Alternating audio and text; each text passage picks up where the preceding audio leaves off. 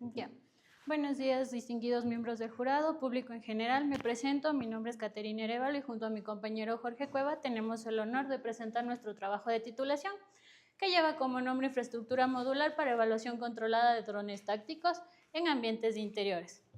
La presentación se desarrollará con el siguiente contenido.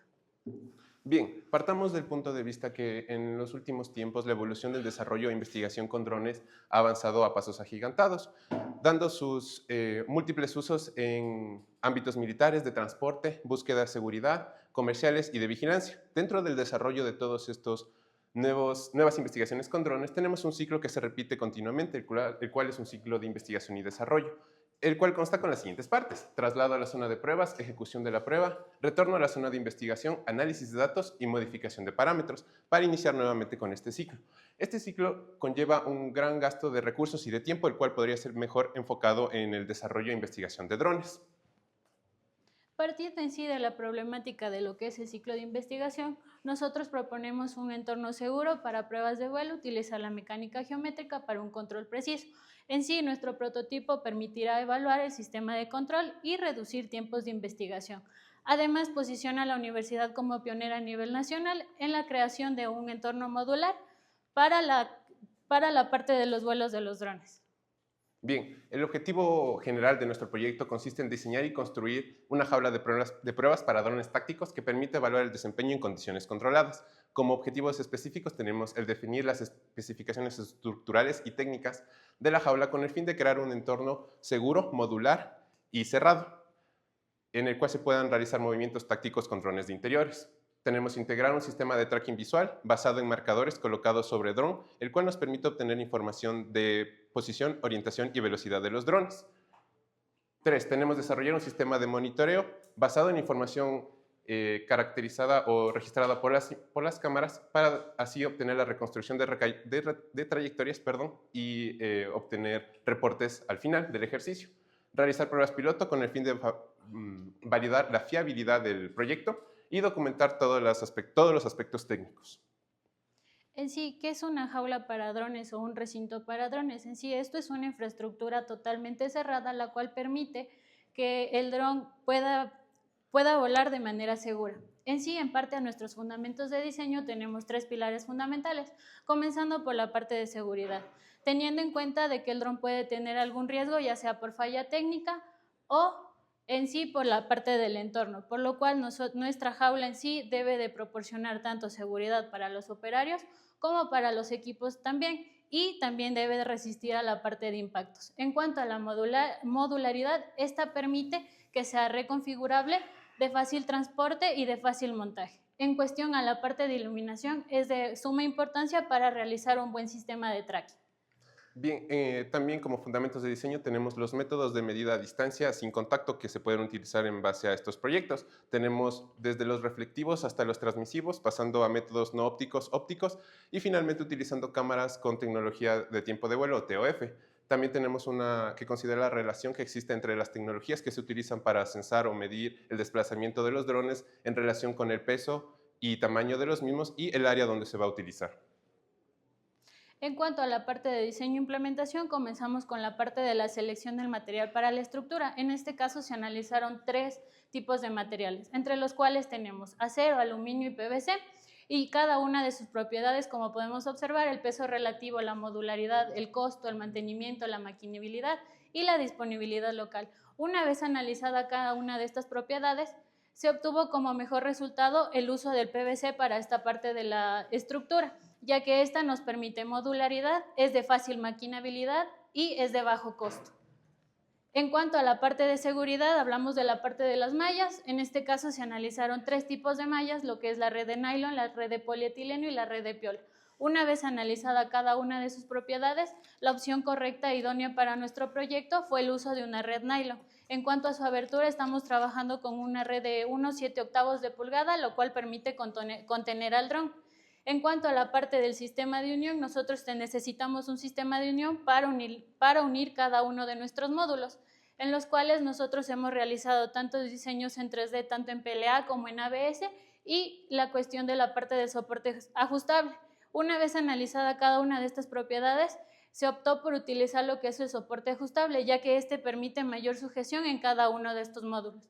En cuanto a la parte de iluminación, se utilizó luminaria tipo LED, tipo campana, en una disposición central directa, lo cual permite que todo el entorno de la jaula se encuentre totalmente iluminada. Nosotros estamos trabajando aproximadamente con 29.400 lúmenes. En cuanto a las propuestas de diseño, tenemos 3 propuestas de diseño. A cada una se le realizó análisis tanto de deflexiones como de derivas, dando como resultado que la última cumple con todos los requisitos para la cuestión de los impactos.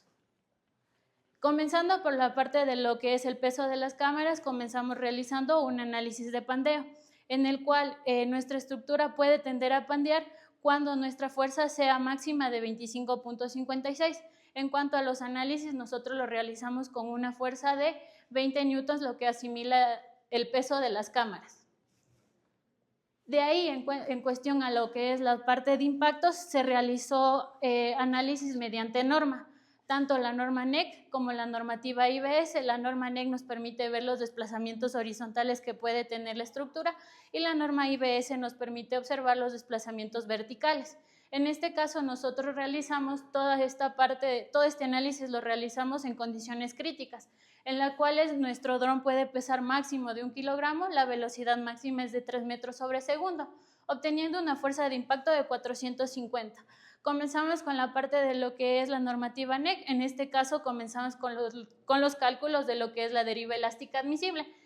Tenemos un valor calculado de 32 milímetros.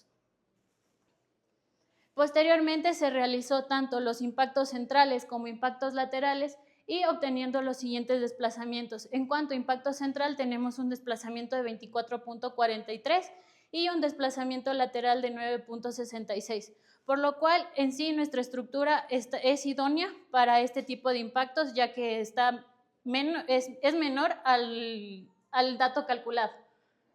En cuanto a la parte de la normativa IBS, nosotros nos basamos en lo que son límites de deflexiones, teniendo una deflexión calculada de 2.72 y en cuestión una vez analizada tenemos un desplazamiento de 0.55, por lo cual una vez analizado tanto deflexiones como derivas, podemos asegurar que nuestra estructura al instante de construirse, esta es segura.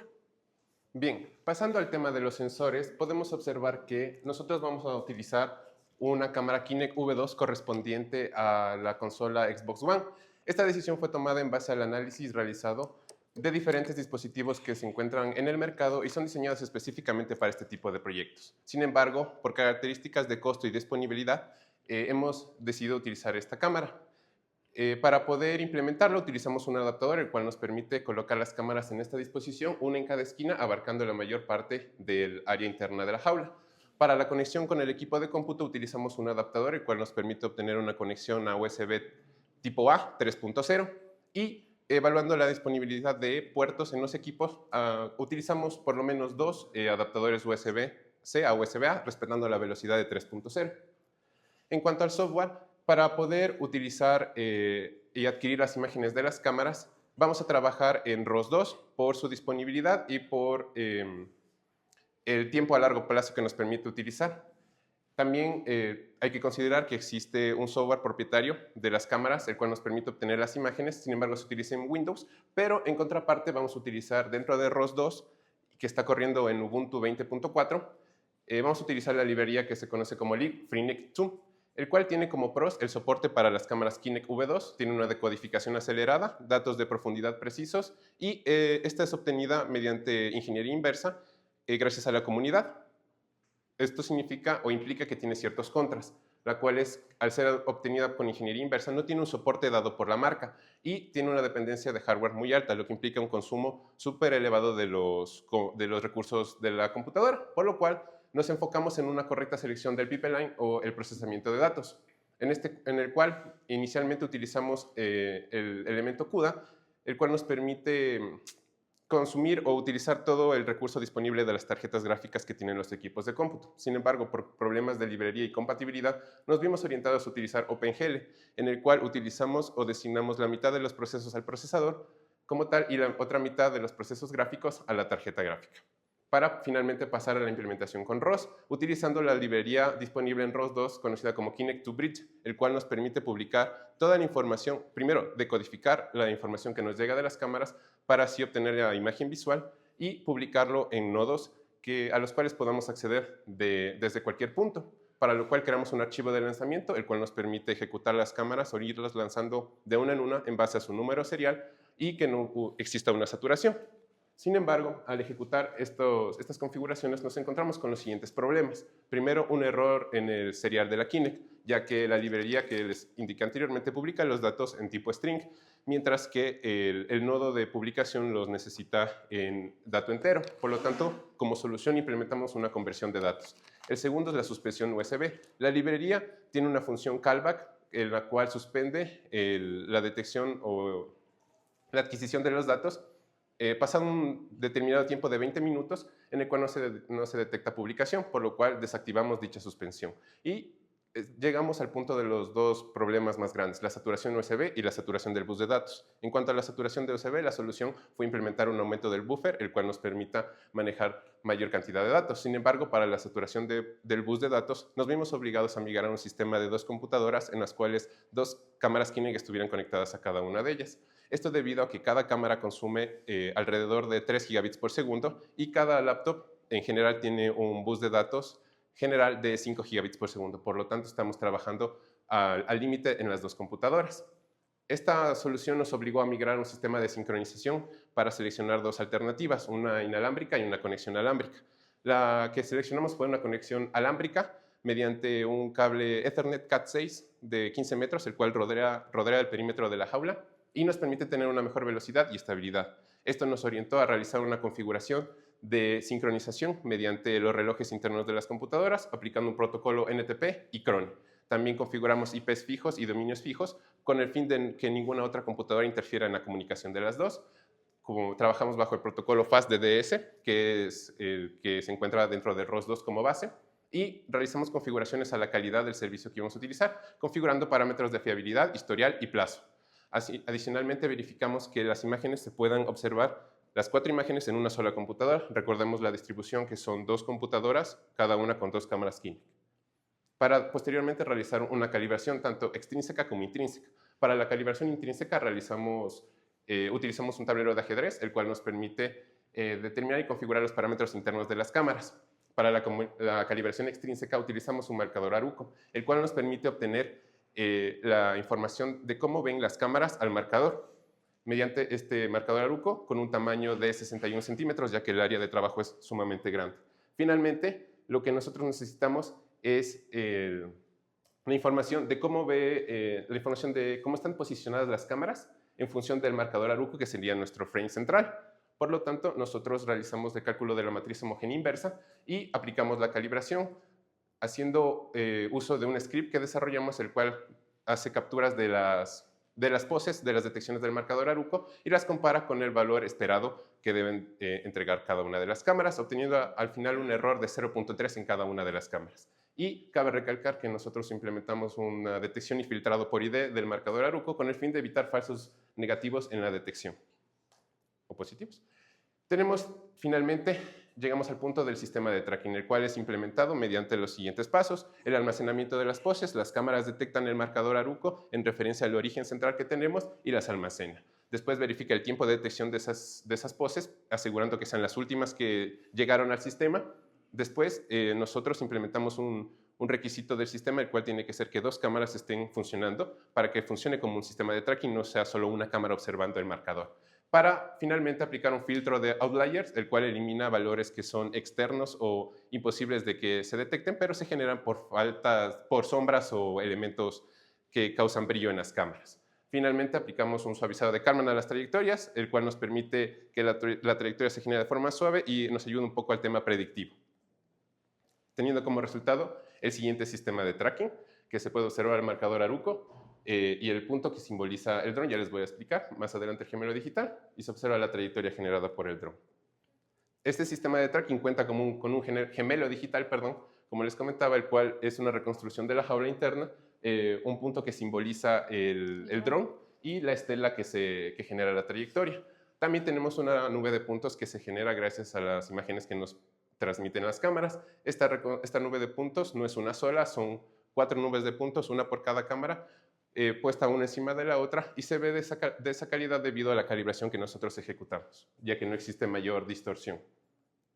Como resultado, obtenemos un reporte detallado de la trayectoria ejecutada durante el procedimiento. Tenemos en esta parte una vista superior del movimiento realizado, tenemos el número de cámaras detectadas durante el movimiento y abajo tenemos las gráficas donde se detalla la posición versus tiempo en los ejes X, Y y Z. Al final tenemos también una imagen central 3D, la cual es dinámica dentro de la interfaz y podemos moverla para visualizar la trayectoria. La interfaz que utilizamos es la siguiente, donde se visualizan las imágenes de las 4 cámaras de forma central. Tenemos el estado del sistema, en el cual nos indica si el tracking está activado o no. Recuerden que el tracking se activa cuando están a partir de 2 cámaras funcionando correctamente, el número de cámaras disponibles, el número de poses tomadas, la posición actual del marcador Aruco en ese momento y los controles de grabación para iniciar y detener grabaciones. En cuanto a la parte ya final, que es la parte de la implementación, se puede observar cómo es la construcción en sí de la jaula, comenzando con la parte de lo que son los módulos inferiores y posteriormente la ubicación de los módulos superiores, en este caso uniendo con unos soportes ajustables. También se puede observar cómo está la disposición de cada una de las cámaras en cada una de sus esquinas y también se puede observar cómo se encuentra la disposición de la iluminación. Como antes se mencionó, esta iluminación es central directa, lo cual permite que todo el entorno se ilumine. En cuanto a las pruebas de la jaula, se realizaron pruebas tanto de impacto contra la red y impactos contra la estructura, por lo cual, una vez finalizada toda esta parte de los impactos, se puede observar que nuestra estructura está bien diseñada. En cuanto a las pruebas del tracking visual, realizamos 2 fundamentalmente. Las primeras a modo de prueba, en la cual una persona sostiene el marcador Aruco dentro de la jaula y se mueve, generando la trayectoria. Y la prueba final, el marcador Aruco colocado encima de un dron, generando la trayectoria.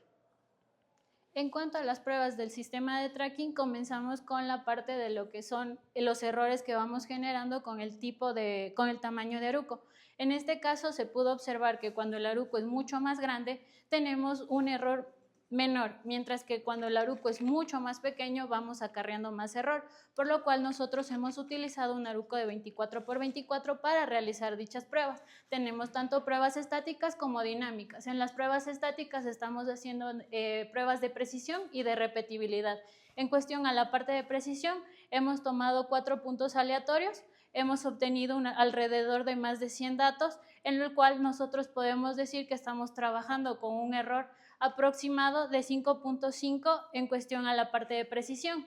También en la parte de repetibilidad hemos tomado 3 datos aleatorios en un tiempo de 30 segundos y en la parte de repetibilidad estamos trabajando con un error de 4 centímetros aproximadamente. Una vez realizadas estas pruebas estáticas, se pudo observar que cuando el punto está más acercado al centro de origen, se tiende a tener menos error, mientras que el punto cuando se aleja de su punto de origen tiende a tener más error. En cuanto a la parte de continuidad, realizamos 2 trayectorias, tanto una trayectoria cuadrada como una trayectoria diagonal, observando así que nuestro sistema tiene una buena parte de continuidad.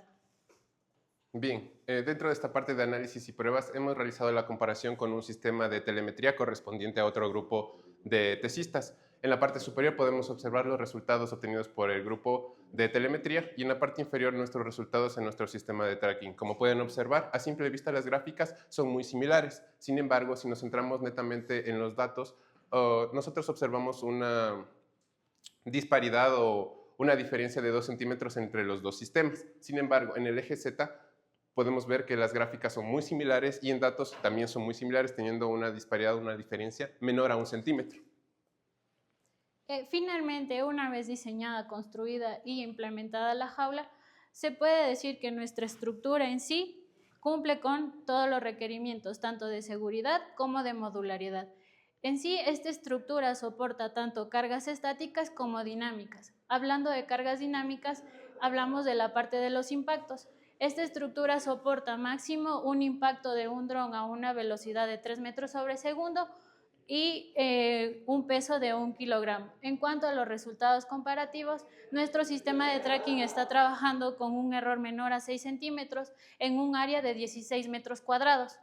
Finalmente, en cuestión a la parte de la interfaz, esta permite unificar toda la información en tiempo real, obteniendo lo que es un reporte en el cual podemos observar tanto posición como la trayectoria del dron.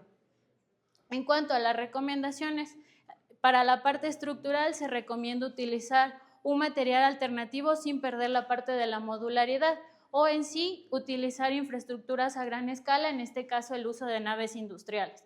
En cuanto a la parte del sistema de tracking, se recomienda utilizar 2 cámaras más para así disminuir la cantidad de puntos muertos o también a su vez utilizar otro tipo de cámara. Una sugerencia es la cámara Intel D435i. En cuanto a la parte de hardware, se recomienda que este sea más robusto por el nivel computacional que requiere el mismo. Finalmente, otras recomendaciones es la parte de los algoritmos. Utilizar tanto un algoritmo pipeline adaptativo o un algoritmo iterativo local de puntos más cercanos, ya que esto nos permite obtener una sola nube de puntos. Bien, como trabajos futuros nosotros planteamos el desarrollo de un sistema de reconstrucción de escenarios físicos, en el cual se implementaría objetos físicos dentro de la jaula, los cuales permitirían evaluar el comportamiento del dron, adicional de colocar un mayor número de cámaras y junto con los algoritmos recomendados anteriormente, tener una sola reconstrucción con una sola nube de puntos y con un sistema más holgado en cuanto al sistema de tracking. A continuación les vamos a presentar un video de funcionamiento del sistema con 2 perspectivas. En el lado izquierdo podemos observar la imagen grabada por el dron y en el lado derecho tenemos nuestro sistema de tracking observado desde Airbus 2. Como pueden observar, van a la par. Esta prueba fue realizada con un dron de 1 kilogramo de peso a una velocidad de 2 metros sobre segundo y realizamos una trayectoria cuadrada alrededor de toda el área dentro de la jaula. Vemos cómo el sistema se comporta y va reconstruyendo y siguiendo al dron de forma continua. También observamos la nube de puntos o la reconstrucción con nube de puntos, la cual no es tan prolija, por decirlo de algún modo. Sin embargo, el objetivo no es la reconstrucción con nube de puntos, sino el sistema de tracking.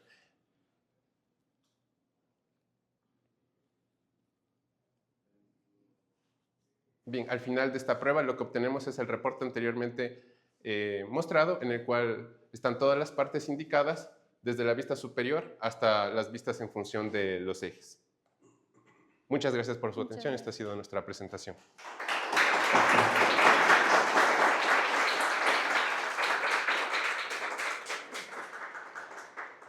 gracias. Vamos a pasar entonces a la parte de las preguntas. Vamos a comenzar con el ingeniero David Rosa. David, tienes la palabra. Gracias. Buenos días, jóvenes. Yo básicamente no tengo preguntas, ya todas las preguntas las he hecho a lo largo del desarrollo, pues tengo claro cuáles son los objetivos y cuáles son los entregados.